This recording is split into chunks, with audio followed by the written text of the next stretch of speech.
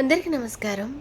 నీవు పోసిన ప్రాణమే నిన్ను ప్రాణంగా పూజిస్తుంటే పలకవేమయ్యా శివయ్య. నీ పలుకులే నాకు కొండంత అండగా నిలిచి ఉంటాయి. అందుకే కదా నిత్యము నీ నామస్మరణ తప్ప నాకు వేరే ధ్యాస శ్వాస లేకుండా జీవిస్తున్నాను మహాదేవ. శరీరం అలసిపోతే నా వల్ల కాదు అనిపిస్తుంది, కానీ అదే మనసు అలసిపోతే నా వాళ్ళు కాదు అనిపిస్తుంది. ఇది ఎంత మట్టికి నిజమో, ఎందరికీ ఇలా జరుగుతుందో, ఎందరికీ ఇలా అనిపిస్తుందో నాకైతే తెలీదు.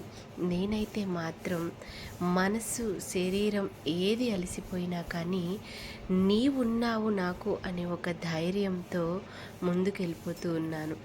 ఇది ఒక్కటే కాకుండా ఏ పనినైతే నేను ఎంచుకున్నానో ఆ పనిలో నిశ్చలముగా నిత్యము నువ్వు నాకు తోడై ఉంటావని గర్వంగా నేను చాలా గొప్పగా ఫీల్ అవుతూ ఉంటాను.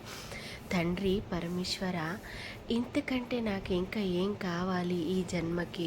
ప్రతిరోజు ప్రతి క్షణము నీ నామస్మరణ జపించడానికి కూడా రాసిపెట్టి ఉండాలి, పెట్టి పుట్టి ఉండాలని నేను తెలుసుకున్నాను తండ్రి. ఎందుకంటే భగవంతుని నామస్మరణ నిత్యము తలుచుకోవడం అనేది అది అందరికీ సాధ్యం కాని పని. కానీ నీవు నాకు ఆ వరాన్ని ఇచ్చావయ్యా.